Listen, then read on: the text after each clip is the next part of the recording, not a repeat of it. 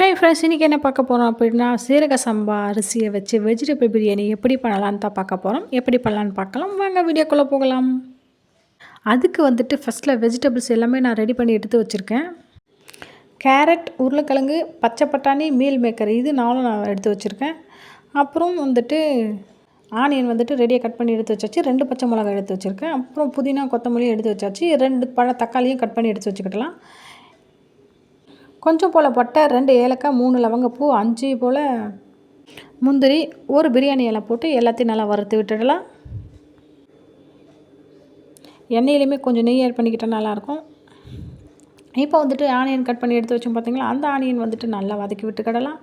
Onion நல்லா வதங்கின உடனே 2 பச்சை மிளகாய் எடுத்து வச்சுருக்கேன். 2 டம்ளர் அரிசிக்கு 1 டம்ளர் அரிசிக்கு வந்துட்டு 1 பச்சை மிளகாய் ஆட் பண்ணி நான் 2 டம்ளர் அரிசி எடுத்துருக்கேன். 2 பச்சை மிளகாய் ஆட் பண்ணி நல்லா கலந்து விட்டுடலாம். தேவையான அளவுக்கு இஞ்சி பூண்டு பேஸ்ட்டு போட்டு நல்லா கலந்து விட்டுடலாம். இஞ்சி பூண்டு பேஸ்ட்டு பச்சை வாசனை போயிடுச்சு. அப்புறம் வெஜிடபிள்ஸ் எல்லாம் ஆட் பண்ணிக்கலாம். கேரட்டு, உருளைக்கிழங்கு வந்துட்டு தோல் சீவினது, பச்சை பட்டாணி, மீல் மேக்கர் வந்துட்டு ஊற வச்சு ஒரு 10 நிமிஷம் போல் ஊற வச்சு நல்லா கழுவி அதில் இருக்க தண்ணியெல்லாம் பிழிஞ்சு எடுத்து இதில் ஆட் பண்ணிக்கிடலாம். இது ஒரு 3லேருந்து 4 நிமிஷம் போல் வேகட்டும். வெந்ததுக்கு அப்புறம் தக்காளி ஆட் பண்ணிக்கிடலாம். தக்காளியை நல்லா கிளந்து விட்டுடலாம். கிளந்து விட்டுட்டு தேவையான அளவுக்கு உப்பு ஆட் பண்ணிக்கிடலாம். இப்போ வந்துட்டு காஷ்மீரி சில்லி பவுடர் ஒரு 1/4 ஸ்பூன் ஆட் பண்ணி நல்லா கிளந்து விட்டுடலாம். இதில் வந்துட்டு நான் எந்த விதமான மசாலாவும் சேர்க்கலை. பட்டை, லவங்கம் இது சேர்த்துருக்கோம் பார்த்தீங்களா, அந்த மசாலா மட்டும்தான். வேறு எந்த மசாலாவும் நான் இதில் ஆட் பண்ணலை. உங்களுக்கு விருப்பம் இருக்குது அப்படின்னா நீங்கள் வந்துட்டு பிரியாணி மசாலாவோ வேறு கரம் மசாலா வீட்டில் அரைச்ச கரம் மசாலாவோ ஏதோ ஆட் பண்ணிக்கிடலாம். இன்றைக்கி வந்துட்டு நான் எந்த மசாலாவும் ஆட் பண்ணலை. புதினா, கொத்தமல்லியை போட்டுக்கிடலாம். போட்டுட்டு நல்லா கிளந்து விட்டுடலாம். இப்போ வந்துட்டு நான் 2 டம்ளர் அரிசி எடுத்து வச்சுருக்கேன். அதுக்கு வந்துட்டு 3 டம்ளர் தண்ணி மட்டும்தான் நம்ம ஆட் பண்ண போகிறோம். தண்ணி ஆட் பண்ணுறதுக்கு முன்னாடியே அரிசி ஆட் பண்ணிக்கிடலாம். அரிசி ஆட் பண்ணி ஒரு நிமிஷம் வெயிட் பண்ணுங்கள், யாரோ கெஸ்ட்டு வந்திருக்காங்க.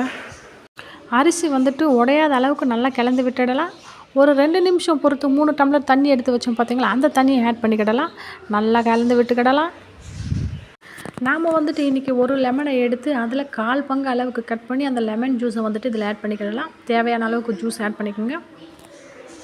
லெமன் ஜூஸை வந்துட்டு ஆட் பண்ணியாச்சு. குக்கர் மூடியை போட்டுட்டு தம் போட்டு ஒரு விசில் வர வரைக்கும் வெயிட் பண்ணலாம். இப்போ வந்துட்டு ஒரு விசில் வந்துடுச்சு. ஒரு விசில் வந்ததுக்கு அப்புறம் தம் போட்டு இருக்க தேவையில்லை. உடனே நம்ம வந்துட்டு ப்ரெஷரை ரிலீஸ் பண்ணிடலாம். அடுப்பை வந்துட்டு ஆஃப் பண்ணிக்கிடலாம். அப்போ தான் நம்மளால் வந்து ப்ரெஷரை வந்து ரிலீஸ் பண்ண முடியும். இப்போ வந்துட்டு அடுப்பு ஆஃப் பண்ணியாச்சு. ப்ரெஷரை நம்ம ரிலீஸ் பண்ணி எடுத்துடலாம். குக்கர் மூடியை வந்துட்டு ஓப்பன் பண்ணி பார்க்கலாம். இப்போ வந்துட்டு பாதி சாதம் வந்து வெந்துடுச்சு. சாதமும் நல்லா உதிரி உதிரியாக இருக்குது.